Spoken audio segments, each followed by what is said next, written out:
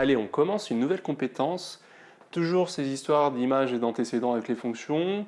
Là, les vidéos d'avant, on était sur passer d'une égalité à une phrase. Là, vous allez comprendre on veut passer d'une phrase à une égalité. Ok, écrire l'égalité de ça, donc c'est l'égalité mathématique. Donc c'est ça qu'on veut. Donc on ne va pas avoir du x et du y, on ne va pas avoir des inconnus, on va avoir des nombres, on va avoir des valeurs numériques qui sont soit 4, soit 3. Donc ça, c'est à nous de chercher, enfin à nous de réfléchir, à bien comprendre quel est... Donc on sait déjà qu'on peut mettre ça finalement, on peut mettre le f entre parenthèses, ça a complété, ça a complété.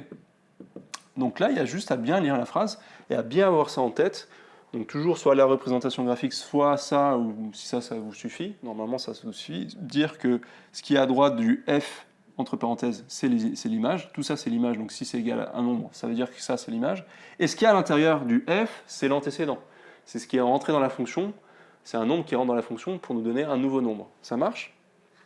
Donc là, il y a juste à ne pas se tromper, parce qu'il y a souvent, il y en a qui lisent vite, ils disent l'image, ah ben l'image c'est 4, et donc forcément l'autre c'est 3. Non, l'image de 4 par la fonction f, donc il faut le comprendre que c'est là-dedans, et 3, ouais, parce que c'est l'image qui est égale à 3, ok?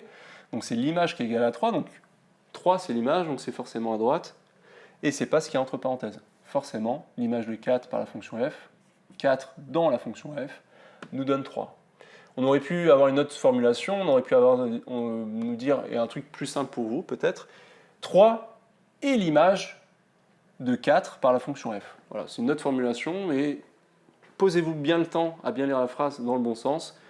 Où est-ce qu'il y est le verbe, où est-ce qu'il y est l'égalité dans la phrase? L'égalité, elle est là. Donc l'image est 3. Okay, donc le 3 était à droite, et surtout pas entre parenthèses.